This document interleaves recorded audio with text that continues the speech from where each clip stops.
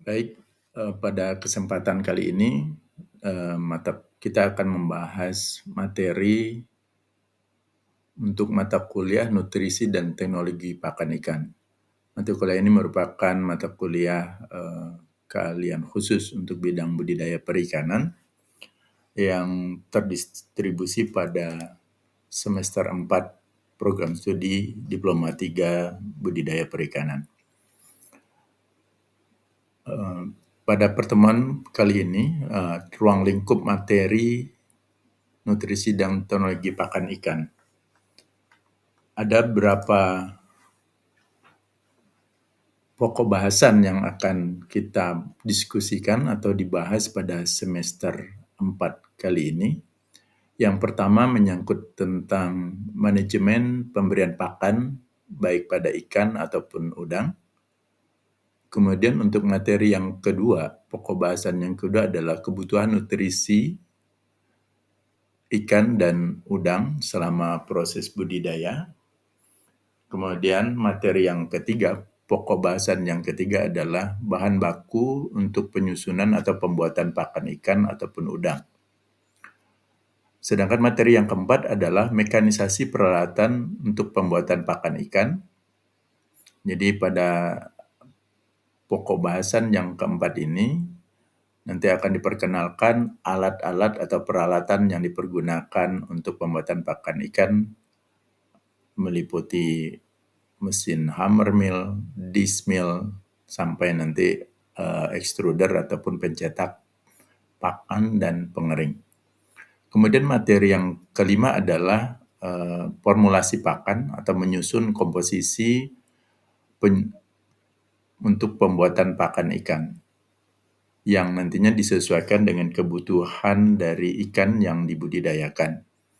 Baik itu ikan karnivora, herbivora, ataupun omnivora. Kemudian materi yang keenam adalah kita akan mendiskusikan tentang proses pembuatan pakan ikan. Mulai dari penyediaan bahan, kemudian pengolahan bahan baku atau bahan pembuatan pakan ikan, penentuan kualitas bahan baku pakan ikan, kemudian melakukan formulasi, pencampuran, pencetakan, hingga pengemasan. Sedangkan materi yang terakhir adalah melakukan pengujian kualitas pakan yang telah dibuat, yang meliputi uji fisika, kemudian uji kimiawi ataupun proksimat, dan uji biologi. Uji biologi ini untuk menentukan nilai ubah pakan atau nilai konversi pakan serta kecernaan protein dari pakan yang dibuat. Baik, kita masuk ke materi yang pertama terkait dengan manajemen pemberian pakan. Istilah manajemen mungkin sudah familiar ya, sudah cukup dikenal karena di mata kuliah pengantar ilmu perikanan, mata kuliah dasar-dasar manajemen, pasti sudah dikenal ataupun disampaikan terkait dengan pengertian dari manajemen. Berikut ini ada beberapa pendapat para ahli terkait dengan pengertian manajemen. Yang pertama adalah menurut Profesor Oey yang mengemukakan bahwa manajemen merupakan ilmu serta seni untuk mengkoordinasikan tenaga manusia, juga mengawasinya, menggunakan bantuan alat. Semua ini dilakukan demi meraih tujuan akhir yang sudah ditetapkan. Jadi kata manajemen di sini mengandung arti seni ya, gaya yang pada akhirnya adalah untuk mencapai tujuan dari sebuah organisasi. Kemudian pendapat dari Hasibuan ya, yang mengemukakan bahwa manajemen adalah sebuah seni atau ilmu untuk mengatur dan memproses sumber daya yang ada, baik itu sumber daya manusia maupun sumber daya lainnya. Sumber-sumber tersebut diproses dan diatur demi mencapai tujuan tertentu.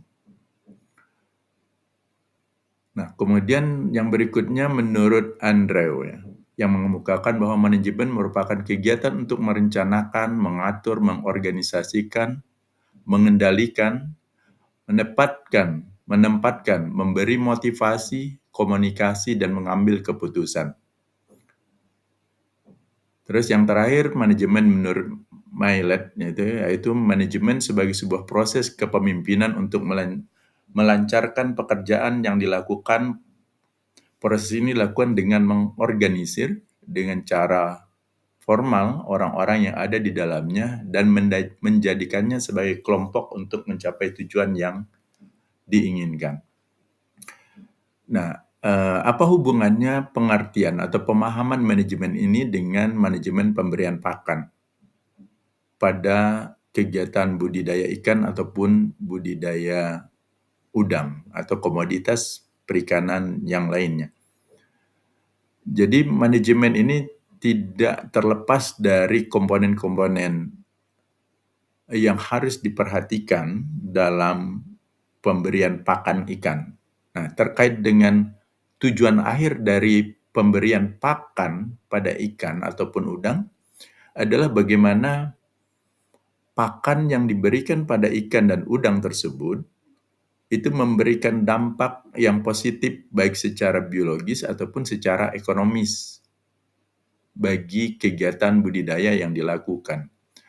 Nah, dalam kegiatan pemberian pakan tersebut pasti melibatkan unsur berbagai sumber daya, baik itu sumber daya manusia, bahan, ataupun peralatan.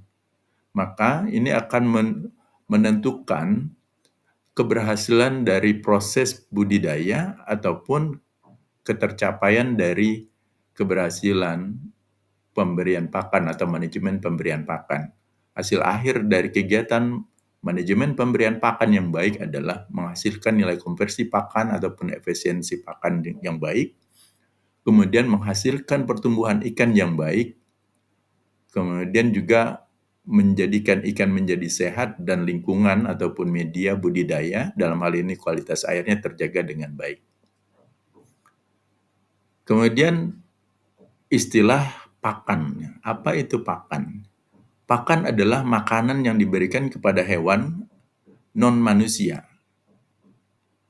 Hewan-hewan yang diberikan pakan biasanya merupakan hewan yang berada dalam kendali manusia atau dalam lingkungan pemeliharaan ataupun budidaya. Dan kelangsungan hidupnya dipengaruhi oleh manusia.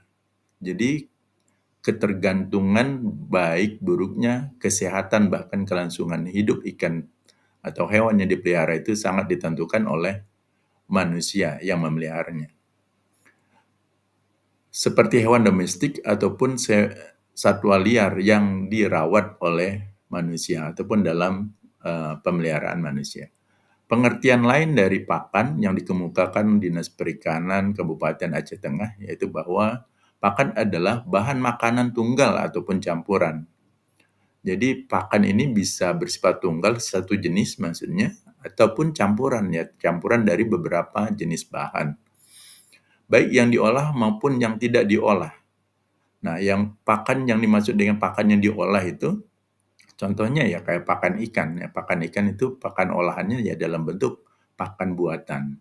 Baik itu dalam bentuk crumble, pellet, ataupun pasta dan sebagainya. Sedangkan pakan yang tidak diolah itu biasanya dalam bentuk segar. Bisa dari limbah pertanian ataupun limbah peternakan itu biasanya tidak diolah dan diberikan langsung kepada hewan ataupun ikan peliharaan. Pakan yang diberikan pada hewan untuk kelangsungan hidup, ya untuk bereproduksi dan berkembang biak.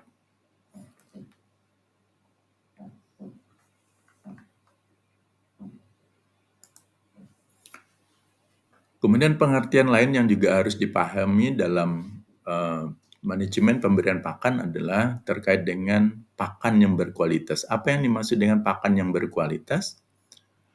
Pakan yang berkualitas adalah pakan yang baik dan berkualitas harus memenuhi persyaratan mutu. Baik itu mencakup kualitas nutrisi, kualitas teknis, keamanan pakan, dan nilai bioekonomis penggunaan pakan. Jadi persyaratan mutu yang dimaksud itu baik itu nilai nutrisinya, nilai nutrisi yang terkandung dalam pakan tersebut. Ya, di antaranya adalah kandungan proteinnya, nilai asam aminonya, karbohidrat, kandungan lemaknya, dan sebagainya. Kemudian kualitas teknis. Kualitas teknis ini ada beberapa hal yang menentukan kualitas secara teknis. Baik itu dari bentuknya, jadi bentuknya, kemudian daya apungnya, dan sebagainya. Sedangkan keamanan pakan, ya keamanan pakan di sini, keamanan pakan merupakan bagian dari keamanan pangan karena pakan merupakan salah satu mata rantai awal dari keseluruhan mata rantai makanan. Jadi, pakan yang diberikan itu harus aman untuk dikonsumsi oleh ikan, yang pada akhirnya ikan yang dikonsumsi itu aman untuk dikonsumsi oleh manusia. Jadi keamanan pangan yang dimaksud adalah pakan yang diberikan itu harus bebas dari cemaran. Cemaran itu baik secara biologi, oleh virus, oleh bakteri yang pada saat itu terkontaminasi pada pakan, kemudian pakan tersebut dimakan oleh ikan, kemudian itu menjadi perantara untuk berpindah sehingga menjadikan dampak negatif atau berpengaruh buruk pada manusia yang memakannya. Jadi keamanan pakan ini memastikan bahwa pakan yang diberikan pada ikan peliharaan itu bebas dari faktor biologi yang negatif, yaitu bakteri, virus, ataupun jamur yang menyebabkan ikan menjadi perantara, menyebabkan penyakit pada manusia yang memakannya. Keamanan pakan juga bahwa pakan yang diberikan pada ikan ataupun udang yang dipelihara itu harus bebas dari logam berat. Jadi harus bebas uji, ya harus diuji bahwa pakan itu terhindar dari kontaminan logam berat seperti PB, ya, timbal, tembaga, CU, Hg, dan sebagainya. Kemudian itu terkait dengan keamanan pakan. Jadi pakan itu harus benar-benar bebas dari senyawa-senyawa yang membahayakan. Pakan juga diberikan itu tidak boleh mengandung antibiotik, chloramphenicol misalnya. Itu juga harus bebas dari antibiotik pada pakan yang akan diberikan pada ikan yang dipelihara. Kemudian terkait dengan kualitas pakan itu harus bernilai bioekonomis. Apa yang dimaksud dengan nilai bioekonomis? Yaitu pakan merupakan tingkat kemanfaatannya. Jadi pakan yang diberikan itu harus memiliki nilai ubah yang baik. Baik itu hewan ternak, peliharaan, ataupun ikan dalam hal ini, secara biologis harus mampu memacu pertumbuhan. Jadi pakan yang baik itu akan dapat memacu pertumbuhan dan berdampak kesehatan bagi ikan yang dipelihara. Kemanfaatan secara ekonomis sudah pasti bahwa pakan yang diberikan pada ikan itu harus seminimal mungkin ditekan biayanya atau memberikan harga yang murah untuk menghasilkan per kilogram berat atau per kilogram bobot biomasa ikan yang ataupun udang yang dipelihara.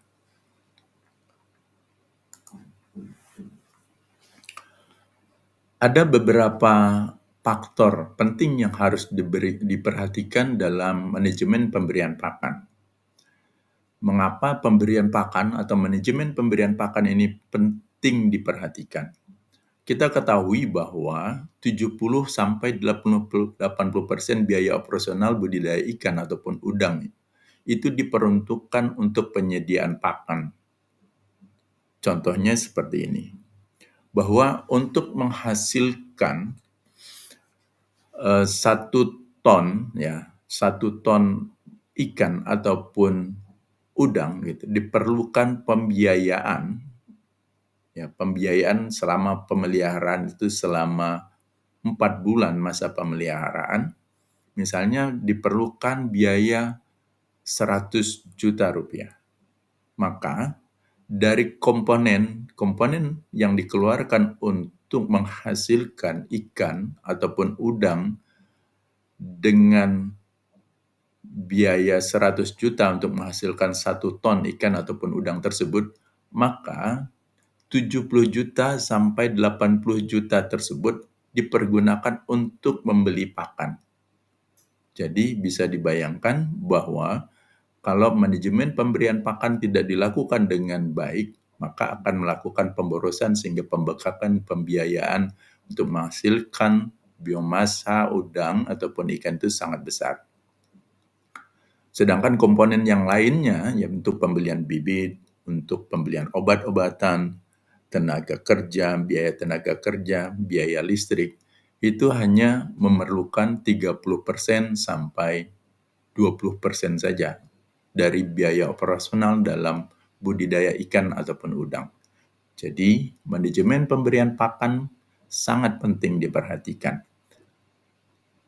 Manajemen pemberian pakan yang buruk akan berdampak pada biaya operasional yang sangat tinggi, dan itu bisa memunculkan kerugian yang sangat besar pada saat terjadi kegagalan dalam manajemen pemberian pakan ataupun budidaya ikan.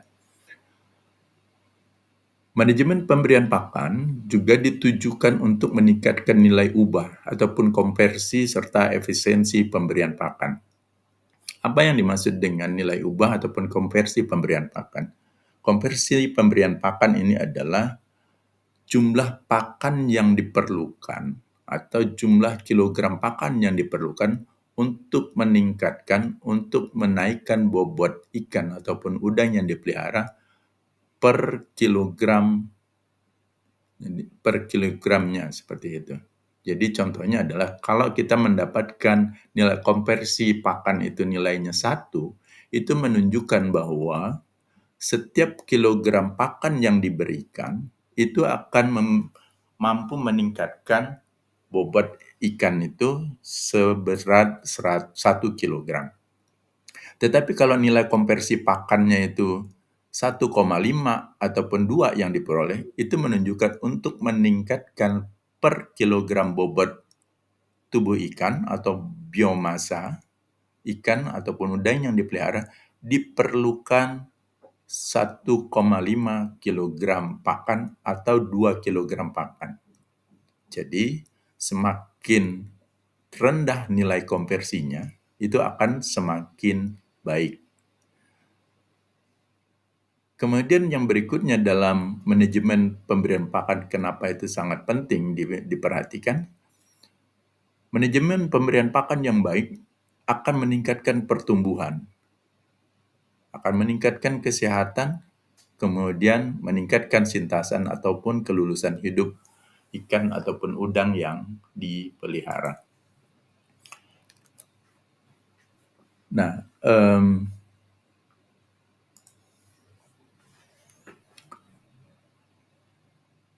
bagaimana manajemen pemberian pakan bisa memberikan pertumbuhan, kesehatan, dan sintasan yang baik bagi ikan ataupun udang yang dipelihara? Maka yang harus diperhatikan adalah penyesuaian jenis, penyesuaian jumlah, penyesuaian cara waktu pemberian pakan. Karena pada saat pemberian pakan itu melebihi dari kebutuhan harian dari yang diperlukan oleh ikan, itu akan menyebabkan daya cerna, kemampuan ikan untuk mencerna makanannya itu akan berkurang. Sehingga pakan yang diberikan pada akhirnya akan terbuang sia-sia, menjadi kotoran, dan itu akan berdampak pada banyaknya pakan yang diberikan tetapi nilai konversinya akan menjadi rendah. Nah, dampak yang lainnya adalah bagi lingkungan. Ya, bagi lingkungan adalah terjadinya penumpukan bahan organik baik itu dari sisa pakan ataupun dari sisa kotoran. Sehingga itu akan mengakibatkan penurunan kondisi kualitas air. Jadi, manajemen pemberian pakan akan juga berpengaruh terhadap kemampuan air atau mempertahankan kualitas air dalam kondisi baik. Jadi kualitas pakan, manajemen pemberian pakan akan juga berpengaruh terhadap kualitas air menjadi baik ataupun menjadi buruk.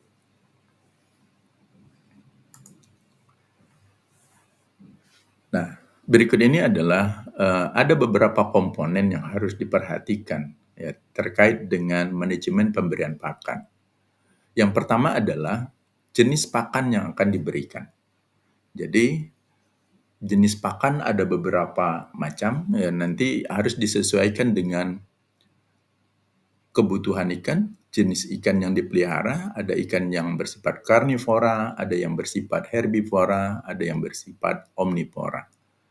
Kemudian yang kedua yang harus diperhatikan adalah dosis pemberian pakan. Jadi dosis pemberian pakan menunjukkan takaran ataupun jumlah pakan yang diberikan atau yang dibutuhkan setiap harinya.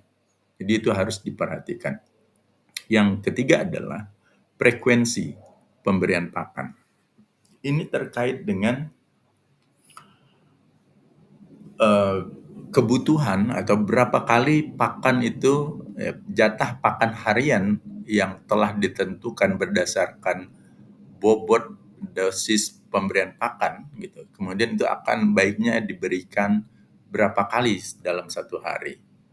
Ini juga akan memperhatikan ukuran ikan, jenis dan sifat kebiasaan makan ikan, serta umur ikan. Kemudian poin yang keempat yang harus diperhatikan adalah cara pemberian pakan. Nah, cara pemberian pakan juga akan sangat menentukan dari nilai ubah terkait dengan keberhasilan manajemen pemberian pakan. Jadi cara pemberian pakan ini ada secara manual, ada menggunakan peralatan. Kemudian yang terakhir, yang kelima adalah waktu pemberian pakan. Nah, waktu pemberian pakan ini mempertimbangkan kebiasaan dari makan ikan. Ada ikan yang bersifat nokturnal ya ataupun aktif pada malam hari. Maka porsi pemberian pakan biasanya akan diberikan lebih banyak pada malam hari. Kemudian berdasarkan kondisi ya, kondisi saluran pencernaan. Ada ikan yang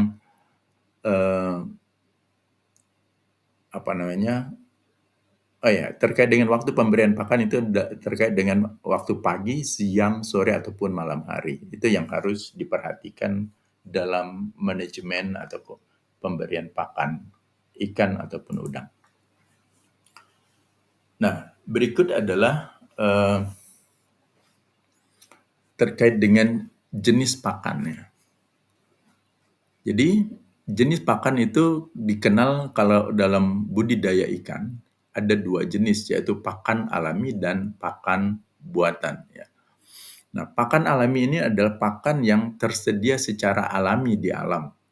Biasanya berupa fitoplankton ataupun zooplankton ataupun jenis-jenis annelida, ya cacing-cacingan, krustasea dan sebagainya. Itu untuk pakan alami. Sedangkan pakan buatan itu adalah campuran dari berbagai bahan, kemudian diolah, kemudian dibentuk berdasarkan kebutuhan ataupun keinginan dari si pembudidaya. Nah, untuk pakan buatan itu ada dua jenis, gitu. Ada pakan tiga jenis ya, tiga jenis. Ada pakan terapung, kemudian pakan melayang, dan ada pakan tenggelam. Yang dimaksud dengan pakan terapung adalah pakan yang pada saat ditebar ke air ataupun diberikan pada ikan, dia akan mengapung di permukaan air. Itu pakan terapung. Sedangkan pakan yang melayang pada saat diberikan ataupun diberikan pada ikan ke permukaan air, maka pakan tersebut itu akan tenggelam mengisi kolom air dan dia tidak akan langsung jatuh ke dasar media pemeliharaan, baik itu kolam ataupun keramba. Sedangkan pakan tenggelam itu pada saat diberikan, dilemparkan, kemasukan ke air, dia akan langsung tenggelam dan akan berada langsung ke dasar media pemeliharaan, baik itu di kolam ataupun di karamba. Nah, pemberian pakan terapung, pemberian pakan melayang ataupun pakan tenggelam, ini memperhatikan dari kebiasaan ikan yang dipelihara. Karena ikan yang dipelihara itu ada yang memiliki kebiasaan makan di permukaan. Ya, kebiasaan makan di permukaan. Contoh ikan tersebut ya ikan mas, kemudian ikan koi, ikan jelawat, gitu. Nah, jadi umumnya dia akan hidup di daerah dan makan di permukaan. Kemudian ada pakan yang melayang. Nah, pakan melayang ini diberikan pada ikan-ikan yang kebiasaan hidupnya dan kebiasaan mencari makannya itu di kolom air. Dia tidak di permukaan, juga tidak di dasar. Biasanya jenis pakan melayang ini diberikan pada ikan budidaya, ya contohnya adalah bandeng. Ya, bandeng itu sifat makannya itu eh, untuk pakan-pakan yang melayang itu lebih diutamakan. Kemudian pakan tenggelam. Nah, pakan tenggelam ini ditujukan pada organisme akuatik ataupun hewan peliharaan, udang ataupun ikan yang pada dasarnya lebih cenderung mencari makan di dasar perairan. Udang umumnya diberikan pakan tenggelam karena lebih cenderung hidup di dasar perairan, terutama untuk udang komersial itu adalah udang windu. Jadi pakan udang itu umumnya adalah menggunakan pakan tenggelam. Kemudian terkait dengan pakan buatan, ya ada beberapa jenis atau bentuk pakan buatan. Ada dalam bentuk pakan cair, kemudian dalam bentuk pasta, kemudian ada bentuk powder ataupun tepung, ada dalam bentuk crumble ataupun remah, ada dalam bentuk pellet, ada dalam bentuk kapsul ataupun lempengan. Nah, jenis-jenis pakan tersebut, ya, jenis pakan tersebut itu diperuntukkan ataupun dipergunakan berdasarkan eh, pertumbuhan dan ukuran ikan yang dipelihara. Contohnya adalah pakan dalam bentuk powder ataupun dalam bentuk tepung ya. Nah, dalam bentuk tepung ini eh,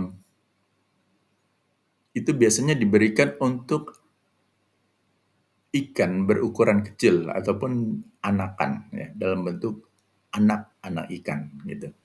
Sedangkan dalam pasta demikian juga pasta. Sedangkan pakan dalam bentuk cair liquid itu biasanya pakan yang ditambahkan, dicampurkan ke dalam pakan baik itu pelet ataupun lainnya. Umumnya seperti itu. Kemudian dalam manajemen pemberian pakan, nah, jenis pakan itu harus disesuaikan dengan jenis ikan yang dipelihara.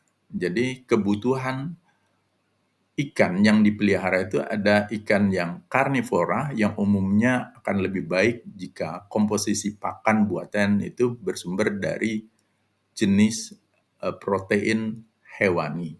Sedangkan untuk jenis ikan herbivora yang lebih cenderung memakan ataupun mengkonsumsi dari protein bahan-bahan nabati, maka komposisi pakan yang akan lebih baik adalah pakan dari bersumber dari nabati. Kemudian kesesuaian pakan juga harus mempertimbangkan perkembangan ataupun pertumbuhan ikan berdasarkan umur ikan yang dipelihara.